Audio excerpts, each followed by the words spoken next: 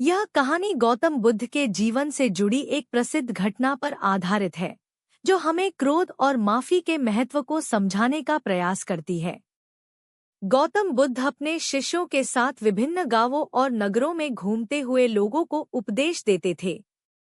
उनके उपदेश जीवन के गूढ़ रहस्यों और व्यावहारिक समस्याओं पर आधारित होते थे, जो सामान्य जनमानस के जीवन को प्रभावित करते थे।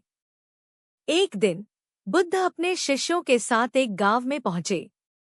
वहां उनके प्रवचन को सुनने के लिए बड़ी संख्या में लोग एकत्रित हुए। बुद्ध ने अपने उपदेश की शुरुआत करते हुए कहा कि क्रोध एक ऐसी आग है जिसमें क्रोध करने वाला व्यक्ति खुद भी जलता है और अपने आसपास के लोगों को भी जलाने का प्रयास करता है। क्रोध का यह स्वभाव होता है कि वह न केवल व्यक्ति के मन और शरीर को प्रभावित करता है, बल्कि उसके व्यवहार और संबंधों को भी नष्ट कर देता है। बुद्ध की इन बातों को सुनने के लिए वहां उपस्थित लोग ध्यान से सुन रहे थे। उनमें से अधिकतर लोग उनकी बातों को समझने का प्रयास कर रहे थे और कुछ लोग अपनी जिज्ञासा शांत करने के लिए वहां उपस्थित थे। लेकिन उन्हीं लोगों में एक व्यक्ति ऐसा भी था जिसे बुद्ध की बातें अच्छी नहीं लगी। वह व्यक्ति क्रोधित स्वभाव का था और उसे बुद्ध के उपदेश सुनकर गुस्सा आ गया। वह व्यक्ति अचानक उठ खड़ा हुआ और बुद्ध के प्रति अपमानजनक शब्दों का प्रयोग करने लगा। उसने बुद्ध को पाखंडी कहा और कहा कि बुद्ध का काम केवल बड़ी बड़ी बातें करना है।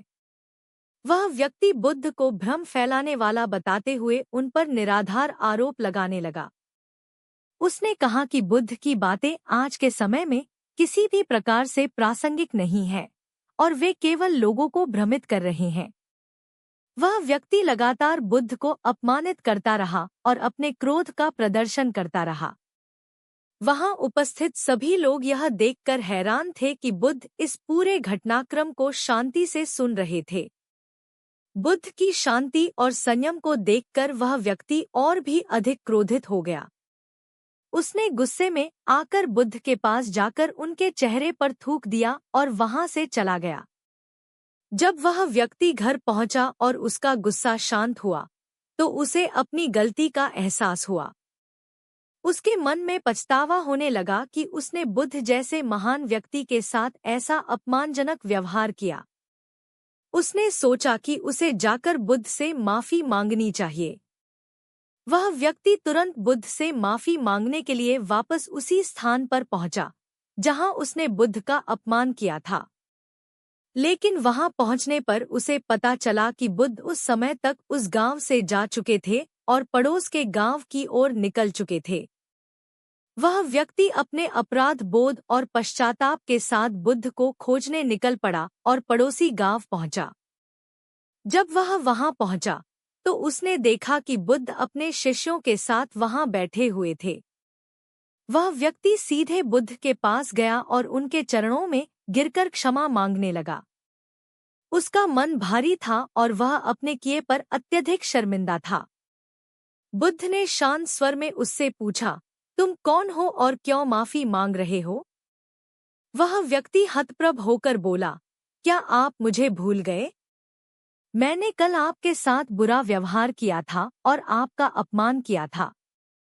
बुद्ध ने उसकी ओर देखा और शांतिपूर्वक उत्तर दिया, बीता हुआ कल मैं वहीं छोड़ आया हूँ और तुम अभी भी वहीं अटके हुए हो। यदि तुम्हें अपनी गलती का पछतावा है और तुमने पश्चाताप कर लिया है, तो अब तुम पाप रहित हो गए हो। बुरी बातों को याद रखने से हमारा आज बर्बाद हो जाता है और इस आदत से हमारा भविष्य भी बिगड़ सकता है। इसलिए बीते हुए कल को भूलकर आगे बढ़ना चाहिए। बुद्ध की इन बातों ने उस व्यक्ति के मन पर गहरा प्रभाव डाला। उसने महसूस किया कि वास्तव में किसी भी व्यक्ति को अपने बीते हुए कर्मों का भार लेकर आगे नहीं बढ़ना चाहिए। यदि व्यक्ति को अपनी गलतियों का एहसास हो जाता है और वह सच्चे दिल से पश्चाताप करता है, तो उसे खुद को क्षमा कर देना चाहिए और नए सिरे से अपने जीवन की शुरुआत करनी चाहिए। यह घटना हमें यह सिखाती है कि क्रोध न केवल हमारे वर्तमान को बर्बाद करता है, बल्कि हमारे भविष्य को भी अंधकारमय बना सकता है। बुद्ध का यह संदेश आज के समय में भी उतना ही प्रासंगिक है जितना उनके समय में था। जीवन में शांति, संयम और माफी का महत्व समझना ही सच्ची बुद्धिमत्ता है। इस कहानी का सबसे महत्वपूर्ण संदेश यह है कि हमें अपने क्रोध पर नियंत्रण रखना चाहिए और अपनी गलतियों से सीखना चाहिए। बुद्ध की शिक्षा यह है कि बीते हुए कल को हमें अपने आज और भविष्य पर हावी नहीं होने देना चाहिए। जीवन में आगे बढ़ने के लिए यह जरूरी है कि हम अपने गलतियों को स्वीकार करें, उनसे सीखें और आगे बढ़ें। यही सच्चे अर्थों में जीवन का सार है।